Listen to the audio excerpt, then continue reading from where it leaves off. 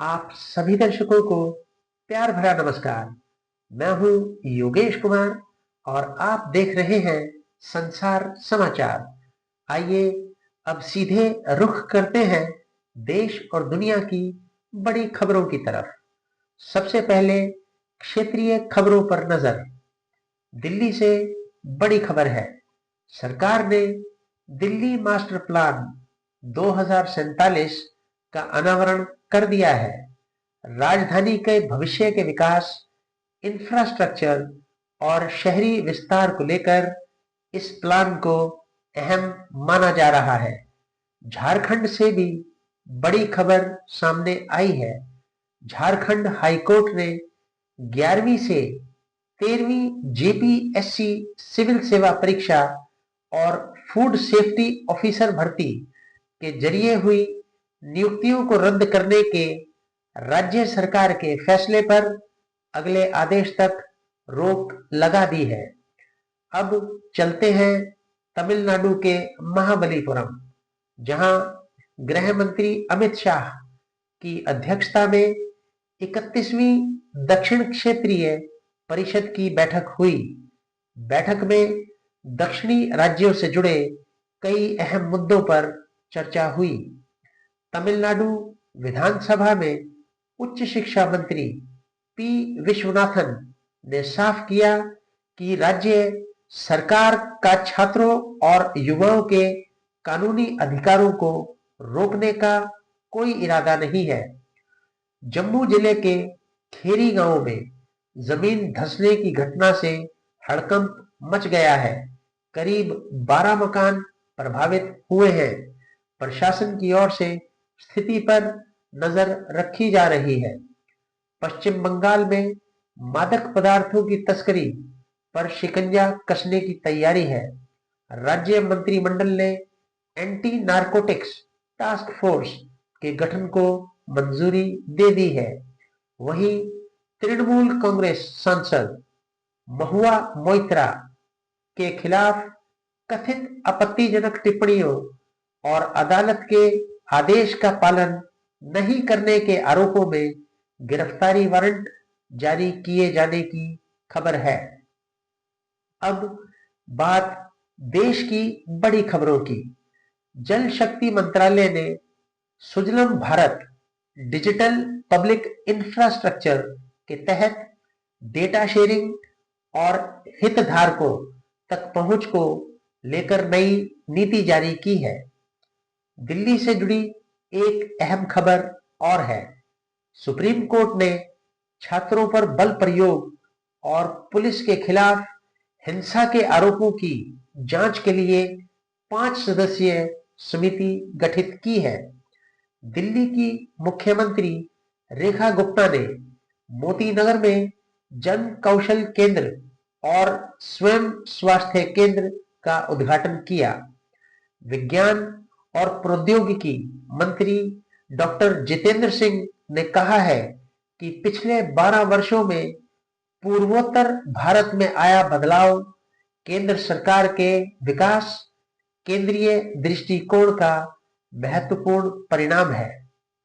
केंद्रीय मंत्री प्रहलाद जोशी ने उपभोक्ता मामले विभाग की सचिव निधि खरे के साथ बैठक की। सोशल मीडिया से जुड़ी एक खबर पर सरकार ने सफाई दी है।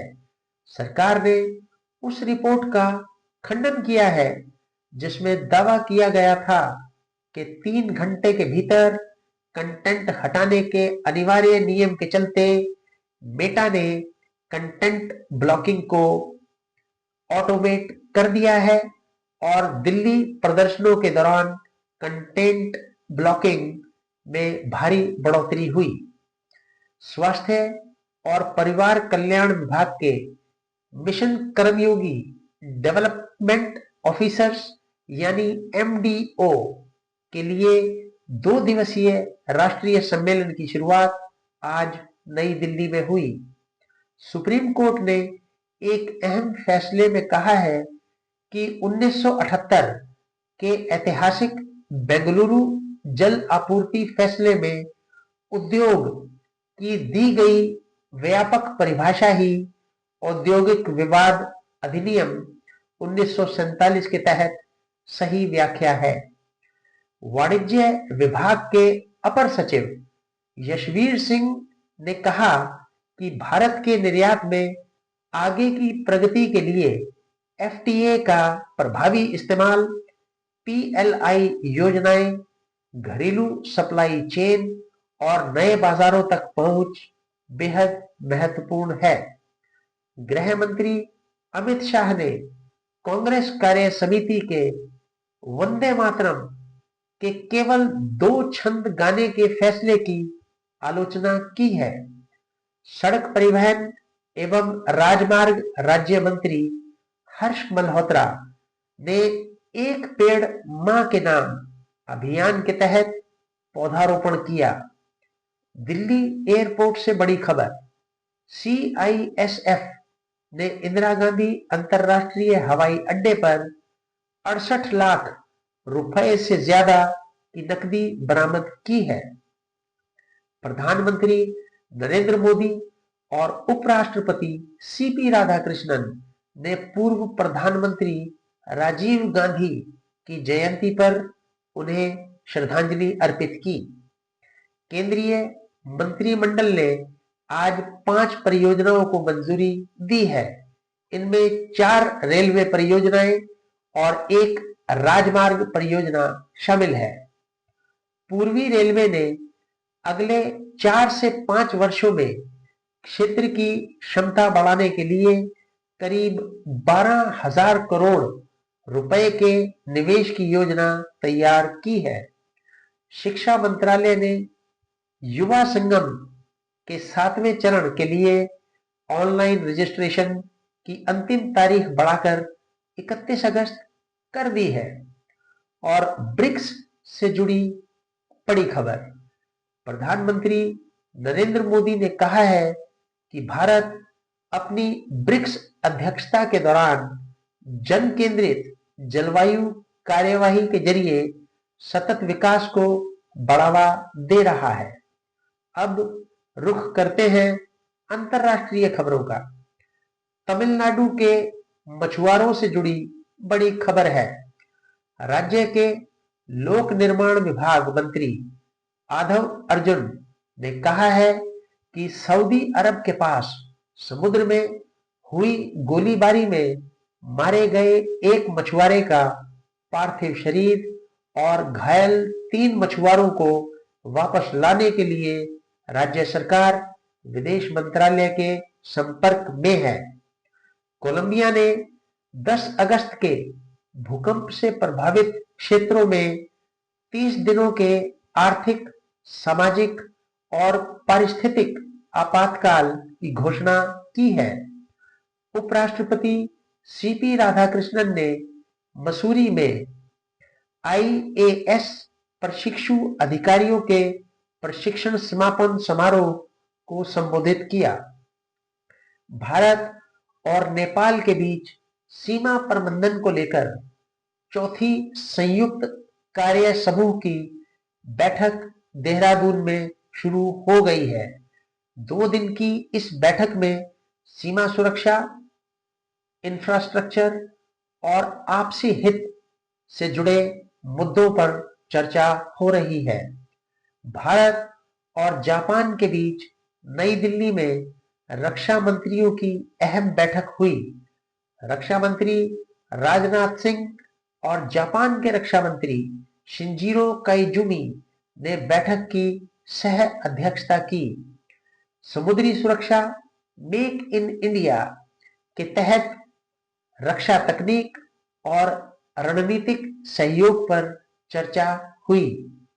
सिंगापुर में चौथी भारत सिंगापुर मंत्री स्तरीय गोलमेज बैठक हुई, जिसमें भारत की ओर से वित्त मंत्री निर्मला सीतारमण, विदेश मंत्री डॉक्टर एस जयशंकर, वाणिज्य मंत्री पीयूष गोयल और राज्य मंत्री जितिन प्रसाद शामिल हुए। भारत ने काबुल के एक सरकारी अस्पताल को दवाइयां और चिकित्सा सामग्री भेजी है। इसे अफगानिस्तान के लोगों के साथ भारत की दीर्घकालिक स्वास्थ्य साझेदारी के तौर पर देखा जा रहा है। वित्त मंत्री निर्मला सीतारमन ने सिंगापुर के प्रधानमंत्री लॉरेंस वोंग से मुलाकात की। भारत ने संयुक्त राष्ट्र सुरक्षा परिषद में तत्काल सुधारों की जरूरत पर जोर दिया है। मॉस्को में आज से इंडिया डे फेस्टिवल शुरू हो रहा है। 4 दिन तक चलने वाले इस आयोजन में भारतीय और रूसी समुदाय संस्कृति, परंपरा और लोगों के बीच रिश्तों का जश्न मनाएंगे। रक्षा सचिव राजेश कुमार सिंह ने आर्मेनिया की 2 दिवसीय यात्रा पूरी कर ली है।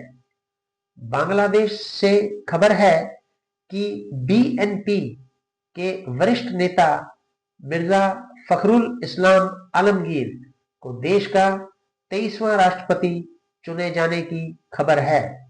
वहीं उत्तरी कोरिया के संदिग्ध बैलिस्टिक मिसाइल प्रक्षेपण के बाद जापान ने इमरजेंसी अलर्ट जारी किया है।